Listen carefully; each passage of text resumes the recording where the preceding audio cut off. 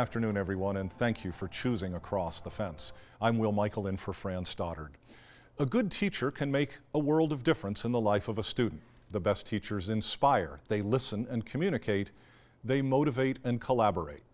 Well, today we're going to meet one of the best. Karen McCalla is Vermont's 2022 Teacher of the Year. Ms. McCalla is a librarian and technology integration specialist at Mill River Union High School in Clarendon. She was chosen from dozens of nominations from all across the state, and we're honored that she's with us this afternoon via Zoom from Mill River Union High School in Clarendon. Karen, first of all, congratulations, and thank you for joining us. Thank you so much. It's great to be here with you, Will. I appreciate the opportunity to talk more about education. Well, as I say, we are honored to have you with us, and I'm wondering, to get started, what do you think are the qualities of a good teacher?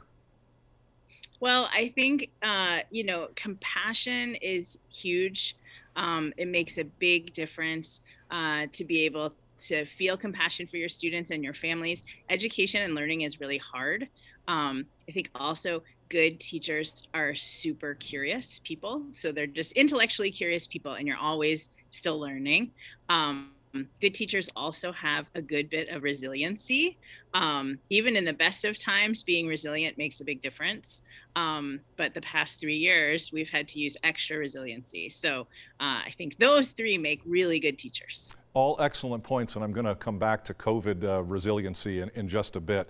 But again, you're entering your 20th year now at Mill River.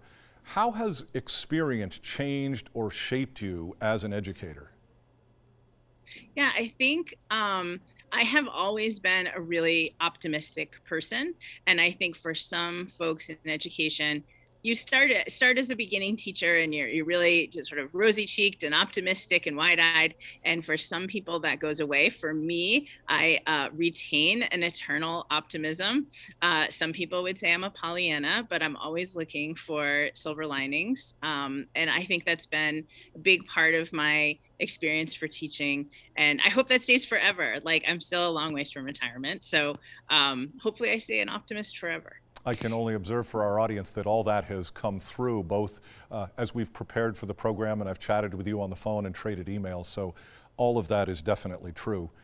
For significant periods of our history, the main role of public schools was reading, writing, and arithmetic. There was no mention of a technology integration specialist, so tell us what that means, Karen. Well, I really focus on helping teachers and students learn to use technology really effectively. And so it's technology in the service of those other things. So technology about reading and writing and arithmetic.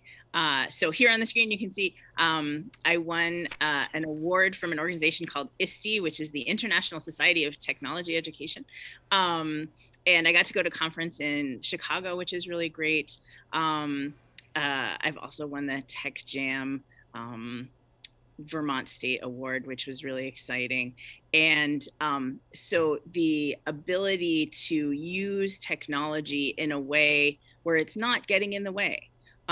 Technology can be really distracting to kids. We really like to use technology in a way where it's in the service of other things that kids should be learning. So all that reading, writing, and math. There was and I don't mean this pejoratively, there was a buzzword in education throughout the 90s of interdisciplinary. I believe that is what you're talking about, using technology in areas of science and math and art and language. Yes. Correct? Yeah. Yeah, integrating all those things together can be really powerful learning experiences for kiddos, and having the ability to think about as you're learning about the writing of a time period, also understanding what was happening in the history at that time period, what they were thinking about in math and science, and then putting that all together. And the technology really helps students find different ways to show what they know. So when I was in school, and maybe when you were in school, most of the time, if you were going to show what you know, you write a paper, and your teacher grades your paper, and there you have it. There's lots of other ways with technology that we can provide opportunities for students to show what they know and can do. And that's really important. And one of the spaces you can use, the Mill River Library has a maker space. Communities across Vermont and the country now have maker spaces, and that's probably not vocabulary that an older demographic is used to, but you're a key part of a makerspace in Rutland called The Mint. Tell us about The Mint, how you're involved and what students are doing.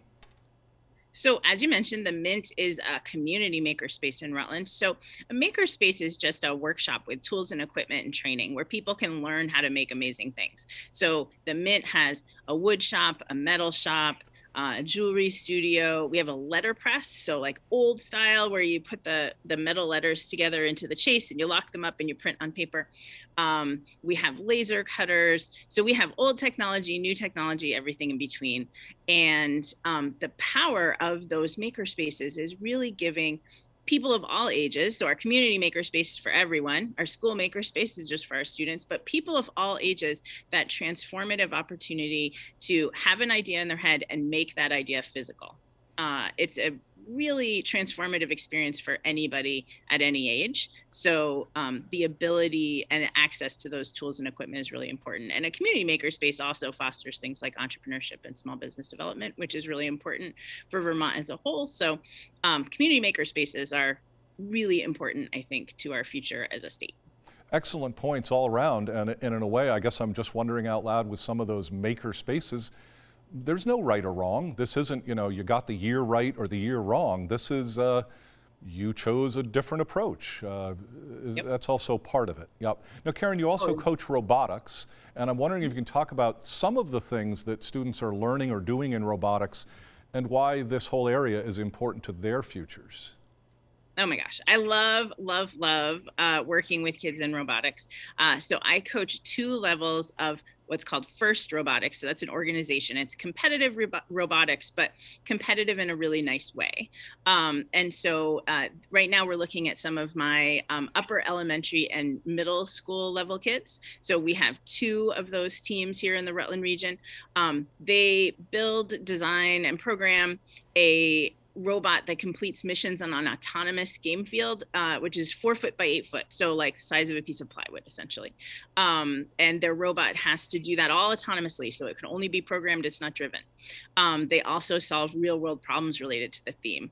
Then I also coach a high school level team here in the Rutland area where we have a big coaching team and mentor team. And that team is really big, about 30 students. They build 250-pound big scale robots that play 3-on-3 on a game field about the size of a basketball court. Again, performing missions related to the game theme. The nice thing about FIRST Robotics as an activity is that kids are getting that STEM work. So our high school level kids, they're using a machine shop. We meet at the Stafford Technical Center. We use their machine shop. They design parts in CAD. They cut them on the water jet. So it's real world employable skills. For some of our kids who leave right after high school, they have really mad designing and CADing skills that they can go right out into the real world and get a job. But we also pump out engineering students like crazy.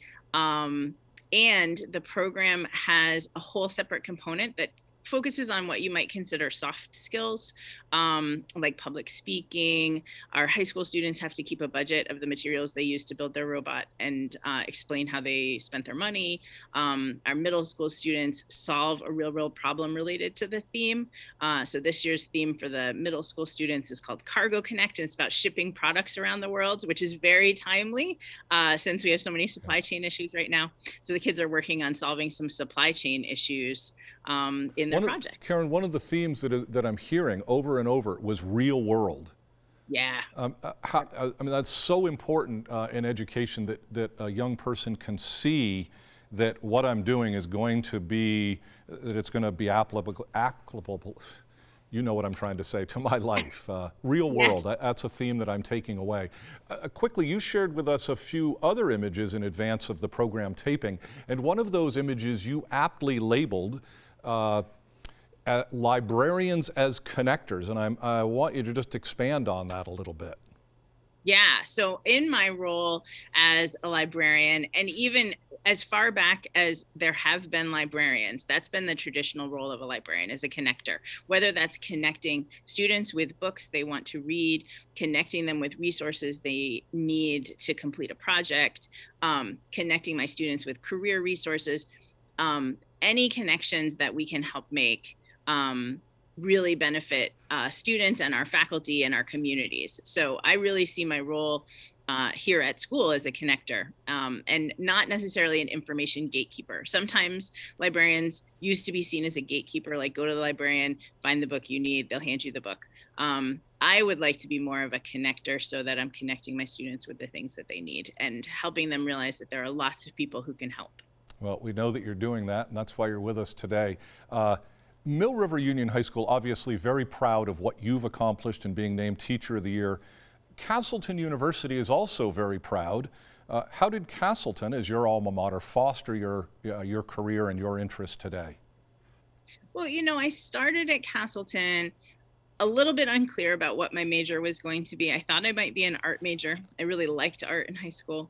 But once I got to Castleton and I saw professors being really inspiring educators, I got really interested in education, which I did not think was a path for me. So one of the puzzles of Vermont's future is recruiting more potential teachers. And so part of my Teacher of the Year work, I hope, will be figuring out how to make teaching more interesting career path for more of our students. So Castleton really helps by being inspiring, I think. I also am going to point out, as I need to draw to a close here, that your Vermont roots run deep beyond Mill River and Castleton. Your home high school was Linden Institute. So Karen, I need to stop us there.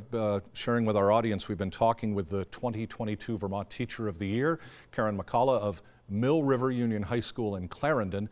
Karen will be honored at the University of Vermont's Outstanding Teacher Day in March, alongside other outstanding educators from school districts and supervisory unions around the state. Karen, thank you for being with us, and once again, congratulations. Thank you so much for having me. It's been wonderful to talk with you. And that is our program for today. We know you have choices, so thanks for choosing us. I'm Will Michael, inviting you to join us back here each weekday afternoon for another visit across the fence.